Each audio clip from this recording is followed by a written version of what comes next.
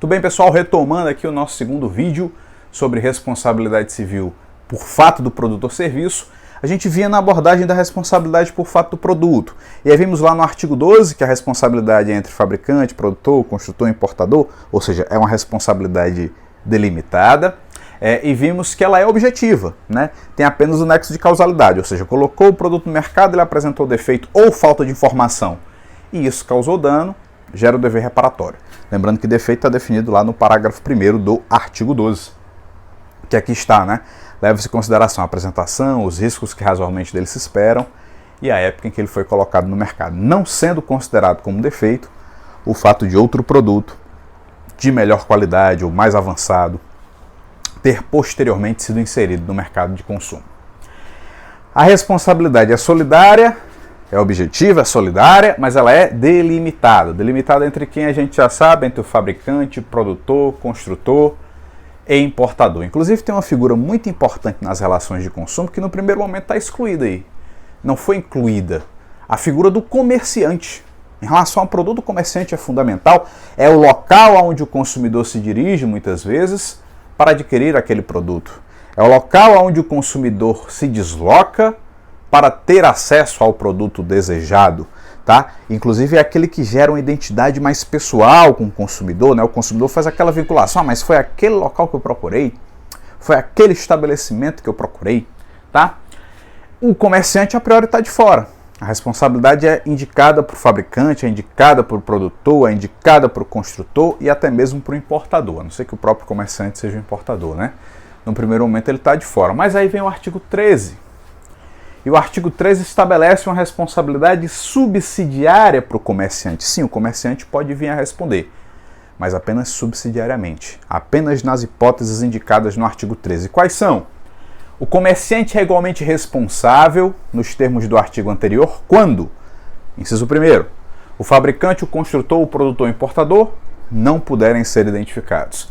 Inciso 2º, o produto for fornecido sem identificação clara do seu fabricante, produtor, construtor ou importador. Inciso 3º, não conservar adequadamente os produtos perecíveis. Parágrafo único, aquele que efetivar o pagamento ao prejudicado poderá exercer o direito de regresso contra os demais responsáveis, segundo sua participação na causação do evento danoso. Ou seja, o comerciante vai responder quando o consumidor não tiver acesso à informação, não tiver como saber quem é o fabricante, produtor ou construtor. Por exemplo, produtos produzidos, isso é muito comum. Produtos in natura, você vai num supermercado, compra um produto in natura, compra uma fruta, compra uma hortaliça, compra um vegetal. Muitas vezes não está identificado quem é o produtor, não tem como saber quem é o produtor. Às vezes tem identificação, né? Às vezes é um produto selecionado, às vezes tem lá um adesivozinho, mas nem sempre tem. Muitas vezes não tem. E aí o consumidor não pode se prejudicar caso sofra dano, pode acionar o comerciante. E aí cabe ao comerciante, se for o caso, regressivamente, como está no parágrafo único, e contra o produtor, né? Ou no caso também de um produto fabricado, de um produto construído. Se ele for fornecido sem identificação clara do fabricante, produtor, construtor ou importador, o comerciante responde. Como também se for um produto perecível, um produto que precisa ser refrigerado, um produto que pode sofrer aí alguma avaria, algum tipo de perecimento, né, por conta do acondicionamento inadequado, e o comerciante fizer esse acondicionamento inadequado, naturalmente ele vai responder, tá? Ele vai responder aí também. Então a gente tem essa responsabilidade subsidiária do comerciante, muito importante destacá-la. Indo para o fato do serviço, a lógica vai ser bem parecida, a gente vai para o artigo 14, tá? A prestação de serviço normalmente ela é individualizada, de um prestador apenas, tá? Agora, se houver uma duplicidade ou até um conjunto de prestadores de serviço atuando em conjunto para execução, todos vão responder solidariamente. Tá? E aí o código nem se preocupa em fazer delimitação, porque na maioria das vezes mesmo a prestação de serviço ela é individualizada. E aí você vai ter o artigo 14, o fornecedor de serviços, e ele volta a usar a expressão geral, né? O fornecedor de serviços responde independente da existência de culpa pela reparação dos danos causados aos consumidores por defeitos relativos à prestação de serviços, bem como por informações insuficientes ou inadequadas sobre sua fruição e riscos. Então, mais uma vez, é a mesma lógica. Independe do elemento volitivo, basta o nexo causal, prestou o serviço causou dano, responde, tá? e essa responsabilidade pode decorrer de informações incorretas, de informações não prestadas, informações insuficientes, como também pode decorrer aí de defeito, tá? E o que é um serviço defeituoso? Mais ou menos a mesma lógica lá do artigo 12, o artigo 14, parágrafo 1º vai dizer: o serviço é defeituoso quando não fornece a segurança que o consumidor dele pode esperar, levando-se em consideração as circunstâncias relevantes, entre as quais o modo de seu fornecimento, o resultado e os riscos que razoavelmente dele se esperam à época em que foi fornecido. Tá? Então, identificado o defeito, identificado o dano, o fornecedor prestador de serviços responde. Parágrafo 2º, o serviço não é considerado defeituoso pela adoção de novas técnicas. Ou seja, o fato de ter uma melhor técnica desenvolvida, colocada no mercado, não faz com que caracterize um defeito em relação ao serviço que foi prestado anteriormente. Muito, muito importante, por ser a única exceção do código bastante cobrada em prova, a responsabilidade do profissional liberal. Ela é subjetiva. Então, se o serviço é prestado por um profissional liberal, tá? Um médico, um dentista, um contador, o serviço foi prestado por um profissional liberal, um fisioterapeuta, enfim, um educador físico, quem quer que seja o profissional liberal, a responsabilidade pessoal dos profissionais liberais é apurada, será apurada mediante a verificação de culpa, tá? Então é mediante a verificação de culpa. Tem que verificar o elemento volitivo. Avançando para os excludentes de responsabilidade, só para começar, que a gente vai já encerrar esse vídeo, a gente continua no vídeo posterior. As excludentes de responsabilidade, elas são as mesmas para a responsabilidade por vício e para a responsabilidade por fato. Em relação a produto, as excludentes estão previstas no artigo 12, parágrafo 3º.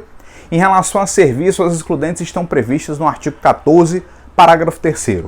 E a lógica da exclusão de responsabilidade será basicamente a mesma. Artigo 12, parágrafo 3º. O fabricante, o construtor, o produtor, o importador só não será responsabilizado quando provar. Veja que o dispositivo indica o dever de provar. Tá? Não é só a possibilidade de provar, né? Não é só um ônus facultativo, não, é impositivo. Tem que provar que não colocou o produto no mercado, naturalmente eliminaria o nexo causal, que embora haja colocado o produto no mercado, o defeito não existe, ou seja, aquelas circunstâncias não existem, não foi aquilo que causou dano, não foi o produto com defeito ou falta de informação que causou dano ao consumidor, ou, uma das mais alegadas, a culpa exclusiva do consumidor ou de terceiro, que é o chamado mau uso, aquilo que os fornecedores normalmente chamam de mau uso. É quando quem causa o problema foi o consumidor, porque usou de forma incorreta, porque não observou as especificações, não observou as informações trazidas, né, colocou-se na situação de risco, aí sim. Né, e nesse caso não tem muito o que fazer. Ou seja, comprei o meu iPhone, entrei na piscina com ele e ele parou de funcionar. Naturalmente, né? Ele não é a prova d'água, e aí houve uma culpa exclusiva do consumidor, um desleixo, um descuido, uma falta de atenção do consumidor. Não tem como você atribuir ao fornecedor essa responsabilidade, tá? Em relação ao serviço, a mesma coisa, o fornecedor de serviço só não será responsabilizado quando provar que, tendo prestado o serviço, o defeito inexiste, ou seja, ou não prestou o serviço, ou não tem o defeito, ou a culpa é exclusiva do consumidor de terceiro, tá? Mesma lógica. Embora não esteja previsto no código, há uma certa discussão quanto à aplicação das excludentes clássicas de responsabilidade civil, que é o caso fortuito e a força maior. Tá? Alguns defendem que não deve incidir, porque não tem previsão de CDC, outros defendem que incide sim, tá? Incide sim, aí esse é o entendimento majoritário, inclusive abraçado pelo STJ, incide o caso fortuito e a força maior, né, tendo em vista aí que são excludentes gerais do sistema de responsabilidade civil brasileiro. Agora tem um detalhe importante, o próprio STJ faz uma distinção em relação ao caso fortuito, né, entre o fortuito interno e o fortuito externo. Porque, vamos lá, bem resumidamente, força maior seria um evento da natureza, um evento imprevisível, um evento inadiável que decorre da natureza e contra o qual não há como resistir. Covid-19, um maremoto, um tsunami, um terremoto, enfim, coisa do gênero.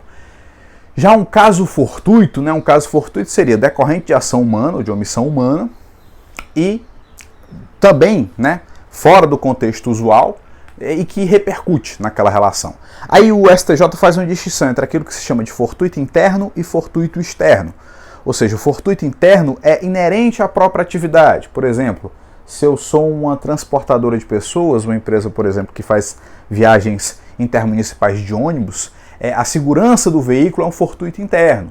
Então, se eu tiver um pneu que estoura, um pneu que arrebenta, é um fortuito interno, está dentro do risco da atividade econômica, deve ser assumido pelo fornecedor. Diferente, por exemplo, de você ter um assalto feito na estrada, mediante uma emboscada, aí é considerado um fortuito externo, um fortuito que está alheio às condições, à atuação do fornecedor. Tá? Em relação a agências bancárias, a gente tem também a previsão de que assaltos feitos nas dependências da agência são considerados como fortuito interno. Tá? Então, qualquer tipo de assalto ou de golpe praticado nas dependências da agência caracterizam-se como um elemento de fortuito interno e não como um fortuito externo. Ou seja, o fortuito interno não exclui a responsabilidade, já o fortuito externo exclui a responsabilidade. Trata-se de hipótese de inversão legal do ônus da prova. Lembra quando a gente falou de inversão do ônus da prova? Viu que tinha judicial, viu que tinha convencional e tem também a legal, aquela que a própria lei estabelece. Tá? Então a lei estabelece aí o ônus da prova. Inclusive esse precedente aqui do STJ reforça isso. O ônus da prova da excludente de responsabilidade do fornecedor de serviços, previsto no artigo 14, parágrafo 3º, é do fornecedor, por força do artigo 12, parágrafo 3º, também do CDC. Tá? Então, em relação ao produto ou serviço, o fornecedor tem que provar. Não basta alegar que aquelas circunstâncias aconteceram, ele tem que provar a incidência dessas circunstâncias para que ele possa eximir-se de sua responsabilidade. Tá ok? Então é isso aí, vamos encerrando aqui mais esse vídeo, a gente volta no próximo com mais informações relevantes sobre essa parte da responsabilidade civil.